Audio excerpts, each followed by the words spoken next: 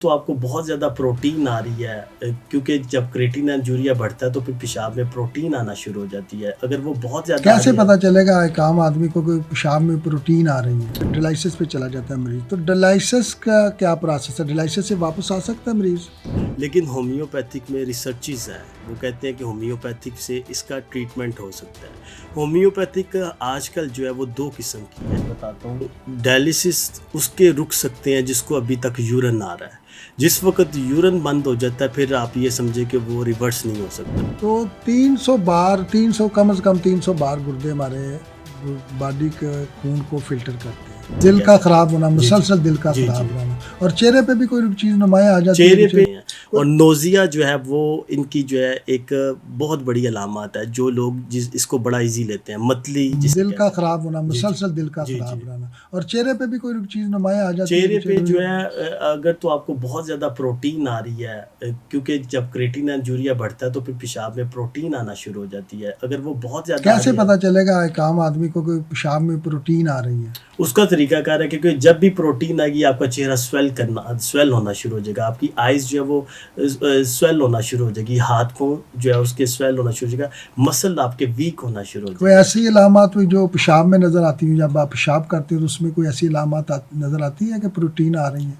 Protein test कराने के बगैर प्रोटीन जब आपकी आ रही होती है सबसे बड़ी अलामत यह है कि वो झाग बनना शुरू हो जाती है, फोमी यूरिन जिसे हम कहते हैं, और कई देर तक वो जो है वो फोम जो है जिसे बबल्स कहते हैं वो बने रहते हैं। ये सबसे बड़ी अलामत है पेशाब में प्रोटीन। तो यानी अगर नाज़रीन पेशाब में आपको झाग बन रही हो तो आपको लाजमी अपना टेस्ट करवाने होंगे। तो कौन से डॉक्टर साहब टेस्ट करवाने होंगे? देखिए इसमें जो भी है एक इंसान जिसको गुर्दे का पता चल रहा है कि मुझे ये प्रॉब्लम शुरू हो गई है, उसको चाहिए सबसे पहले अपना एक RFT टेस्ट करवाए, CBC टेस्ट करवाए और यूरिन कंप्लीट करवाए। अगर प्रोटीन का टेस्ट जो है उसने करवाना है तो 24 आवर्स यूरिन स्पॉट टेस्ट करवाए। उसमें उसको पता चल जाएगा कि इसको पेशाब में कितने ग्राम प्रोटीन आ रही है। और अगर उसने गुर्दों का साइज़ देखना है, उसमें कोई स्टोन या सिस्ट नहीं है, तो फिर उसको एक अब्डोमेन जो है अल्ट्रासाउंड या स्कैन करवाना चाहिए। और अगर हमें गुर्दों की हेल्थ का पता लगा हो कि उनकी वर्किंग किस हद तक, तो उसके लिए क्या होना चाहिए? उसके लिए ये होता है कि आप एक GFR का टेस्ट होता है। GFR जो है वो आपको बता देता है कि आपके गुर्दे कितने फ़ीसद जो है वो काम करते हैं, और GFR जो है उसकी वैल्यू जो है वो आप क्रेटिनिन से निकाल सकते हैं। अगर आपका क्रेटिनिन जो है क्या कहते हैं नॉर्मल वैल्यू तो 0.5 से लेके 1.2 तक होती है, लेकिन अगर आप GFR टेस्ट करवाते हैं उसमें जो आपका वो निकलती है वैल्यू आती है क्रेटिनिन को, उसको अगर एक सॉफ्टवेयर है उससे आप चेक कर सकते हैं कि आपके किडनी कितने फ़ीसद फंक्शन कर रहे हैं। तो नाज़रीन, अगर आपके चेहरे पे या आपके पेशाब में कोई भी ऐसी अलामत नज़र आए तो आपको फौरी तौर पर अपना RFT, अल्ट्रासाउंड और EGFR टेस्ट कराना होगा। इनसे पता चल जाएगा कि आपके गुर्दों का साइज़ क्या है,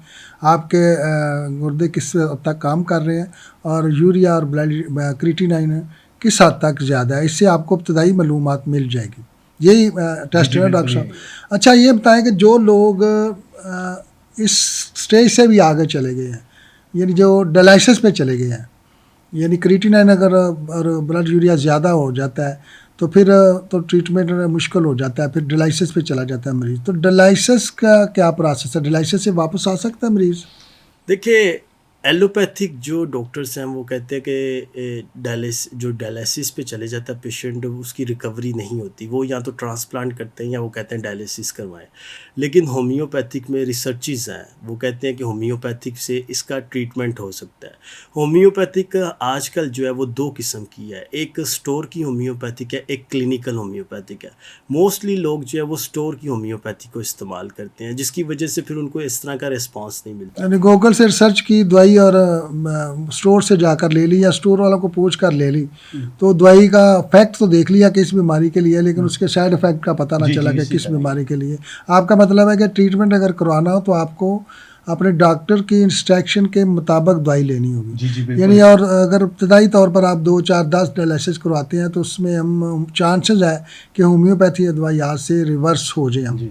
लेकिन जो ज़्यादा देर से करा रहे हैं उनको फिर ट्रांसप्लांट ही ज़रूरी होगा। नहीं, मैं आपको एक चीज़ बताता हूँ, डायलिसिस उसके रुक सकते हैं जिसको अभी तक यूरिन आ रहा है। जिस वक्त यूरिन बंद हो जाता है फिर आप ये समझे कि वो रिवर्स नहीं हो सकता। डायलिसिस का रोकने का तरीकाकार ये होता है कि जब आपको यूरिन आ रहा रहा है। और सबसे पहले आपने देखना है कि डायलिसिस के दौरान आप पानी कितना निकलवाते हैं, क्योंकि क्रिएटिनिन अगर 12-13 पे भी चला जाए तो लोगों को डायलिसिस की ज़रूरत भी नहीं पड़ती। डायलिसिस हमेशा उस वक्त होते हैं जब आप जाके पानी निकलवाते हैं 2 लीटर 3 लीटर, क्योंकि वो फ्लूइड जो है वो आपको डिस्टर्ब करता है, उससे आपका सांस फूलना शुरू हो जाता है। इस वजह से जो है आपको डायलिसिस की ज़रूरत पड़ती है। और ये होम्योपैथिक भी ये नहीं करता कि आप मेडिसिन स्टार्ट की है तो फौरी तौर पे डायलिसिस बंद होंगे। उसका तरीकाकार ये होता है, पहले आपका जो आप मेडिसिन जब यूज़ करते हैं उसमें आपका जो पानी है वो कम होना शुरू हो जाता है।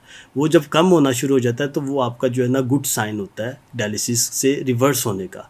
फिर आहिस्ता आहिस्ता क्रिएटिनिन नीचे आना शुरू होता है और फिर आप हफ्ते में पहले एक दफ़ा जाते हैं डायलिसिस पे, उधर वहाँ पे आपको स्टेबल करना पड़ता है। फिर आहिस्ता आहिस्ता 2 दफ़ा, 10 दिन में एक दफ़ा, फिर 15 दिन में एक दफ़ा, इस तरह डायलिसिस रुकते हैं। कोई ऐसी मेडिसिन नहीं है कि आप यूज़ करने के बाद फौरी तौर पे डायलिसिस रुक जाए।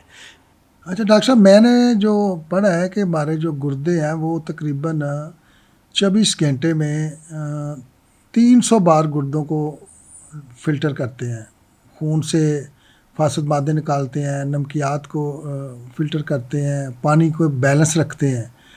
तो 300 बार, 300 कम से कम 300 बार गुर्दे हमारे बॉडी के खून को फ़िल्टर करते हैं। तो जब आप डायलिसिस पे चले जाते हैं तो फिर हफ्ते में आप 2 से 3 बार डायलिसिस आपके होते हैं।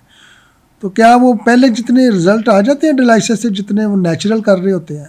नहीं, नहीं, वो उस तरह नहीं होता। डायलिसिस में जब आप जाते हैं तो उस वक़्त वो उस मशीन की स्पीड जो है वो नॉर्मल गुर्दों से बहुत ज़्यादा होती है, और जिसकी वजह से जो है गुर्दे के अंदर छोटे-छोटे नेफ्रॉन्स और कैपिलरीज़ होती हैं, ब्लड्स की छोटी-छोटी नालियाँ, वो मशीन की वजह से वो जो है ना डैमेज होना शुरू हो जाती है उस ब्लड की स्पीड की वजह से।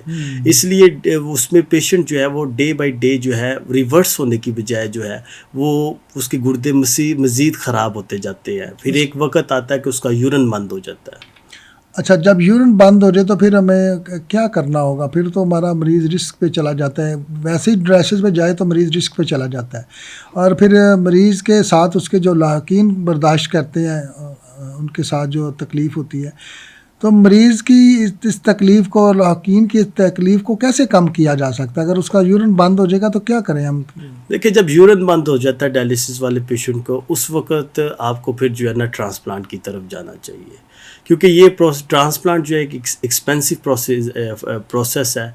इस वजह से हर कोई नहीं करवा सकता, लेकिन जो है ना मरीज़ को फिर उस वक़्त चाहिए कि ट्रांसप्लांट की तरफ जाइए। तो ऐसा भी हो सकता है कि अगर मरीज़ के 5-6 माह डायलिसिस पे चला जाए तो फिर भी उसको कोशिश करनी चाहिए कि जब उसको पेशाब आ रहा हो तो वो ट्रांसप्लांट की तरफ ही चला जाए, ताकि वो उसकी लाइफ किसी हद तक सेफ हो जाए। क्योंकि डायलिसिस तो डे बाय डे मरीज़ ने रिवर्स ही जाना है ना, उसने इम्प्रूव तो नहीं करना। तो उसको फिर बर वक़्त ट्रांसप्लांट करवाना चाहिए, जहाँ हम समझते हैं कि होम्योपैथी या तो कोई भी ट्रीटमेंट या दवाई असर नहीं करती, तो अर्ली स्टेज पे ट्रांसप्लांट फिर बेहतर नहीं होता। मोस्टली पेशेंट जो इस प्रोसीजर को अफोर्ड कर सकते हैं वो तो फौरी तौर पे ट्रांसप्लांट में चले जाते हैं, लेकिन जो अफोर्ड ही नहीं कर सकते वो फिर पूरी कोशिश करते हैं कि किसी तरीके से इधर से ही रिवर्स हो जाएं, क्योंकि ट्रांसप्लांट जो है वो 36 से 40 लाख का एक प्रोसीजर है, और उसमें भी वो जो है वो आपको डोनर की बड़ी प्रॉब्लम होती है, और उसमें भी वो आप रिस्क में रहते हैं कि वो डॉक्टर्स कहते हैं कि इसका हम गारंटी नहीं दे सकते।